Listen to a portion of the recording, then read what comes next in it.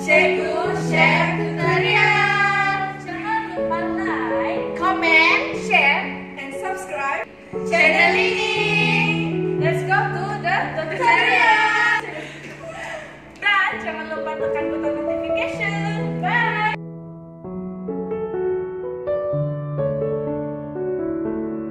Tutorial pada kali ini adalah membincangkan teori keuangan Keynes. Tajuk perbincangan adalah penentuan kadar bunga dalam ekonomi. Perbincangan ini terbahagi kepada dua bahagian, yaitu yang pertama adalah tips melukis kelup atau langkah-langkah melukis kelup. Dan bahagian kedua adalah contoh jawapan penentuan kadar bunga dalam ekonomi. Sekarang kita akan bincangkan bahagian yang pertama, yaitu langkah-langkah melukis kelup.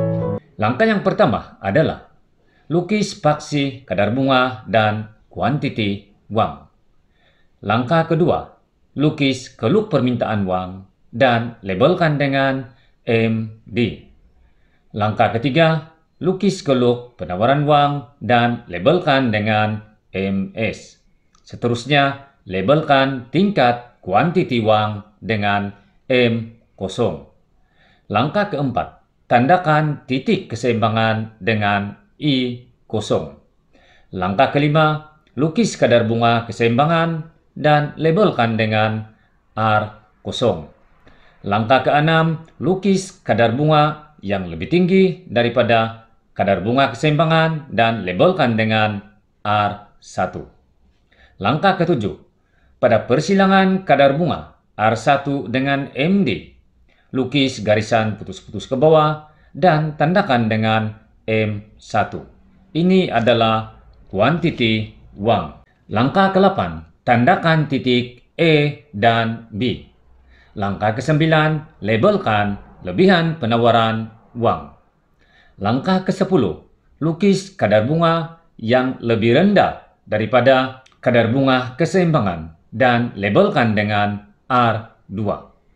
Langkah ke-11, pada persilangan kadar bunga R2 dan MD, lukis garisan putus-putus ke bawah dan tandakan dengan M2. Ini adalah kuantiti wang. Langkah ke-12, tandakan titik C dan D. Langkah ke-13, labelkan lebihan permintaan uang. Bahagian kedua adalah contoh jawapan penentuan kadar bunga dalam ekonomi. Sekarang kita akan rujuk dahulu kelup di sebelah. Kemudian lihat contoh jawapan. Sekarang kita akan lihat contoh jawapan. Keseimbangan pasaran wang tercapai apabila kelup permintaan wang MD bersilang dengan kelup penawaran wang MS pada titik I0. Ketika ini, kadar bunga keseimbangan adalah R0 dan kuantiti wang keseimbangan adalah M0. Pada kadar bunga R1, yaitu kadar bunga yang lebih tinggi daripada kadar bunga keseimbangan, pasaran wang mengalami lebihan penawaran wang sebanyak M1, M0. Ini ditunjukkan oleh jarak mendatar EB. Lebihan penawaran wang menyebabkan orang ramai membeli bon. Kesannya, harga bon meningkat dan kadar bunga jatuh.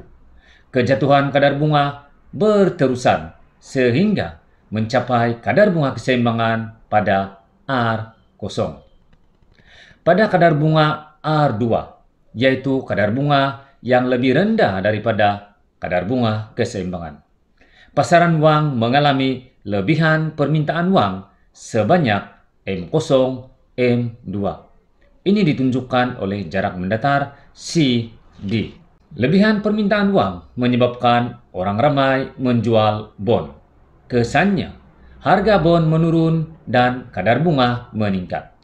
Peningkatan kadar bunga berterusan sehingga mencapai kadar bunga keseimbangan R0.